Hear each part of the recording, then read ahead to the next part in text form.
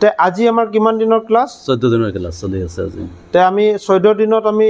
কিমান দিন থিওৰি কৰিলো কিমান দিন প্ৰেক্টিকেল কৰিলো থিওৰি কৰিলো 2 দিন আৰু প্ৰেক্টিকেল কৰিলো আজিলৈ 12 দিন তে প্ৰেক্টিকেল যে আমি যে কিমান দিন কৰিলো 12 দিন আজিলৈ 12 দিন কৰিলো 12 দিনত আমি কি কি শিকিলো চাৰ্জাৰ পিন উঠোৱা লগোৱা এলা শিকিলো আৰু মোবাইলত যিমান ধৰণৰ কম্পোনেন্ট লগা থাকে সব বিলাক উঠোৱা লগোৱা এগিলা শিকিছো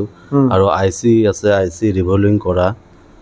গোটেইখিনি এইটো প্ৰসেস আমি শিকিছিলো আমি কওঁ নেকি যে ইয়াৰ পৰা যোৱা পিছত কমসে কম তুমি 6 মাহ প্ৰেক্টিস কৰিব লাগিব তেতিয়াহে কৰিব পাৰিবা তেনেকৈ কোৱা হয় নেকি নহয় ইয়াৰ পৰা আমি তো যিমানখিনি 14 দিনত পালো আৰু যদি আমাৰ এতিয়াও 36 দিন বাকি আছে যদি কৰো তেতিয়া হলে তো আৰু আমাক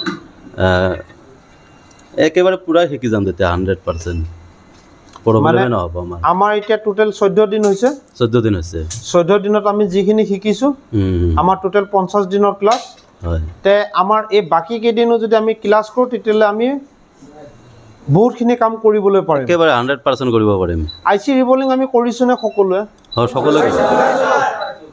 তে আইসি ৰিভলিং আমি যেটো আইসি তাৰ প্ৰপাৰ স্টেনসিল লৈছো না ইনভাৰ্সন স্টেনসিল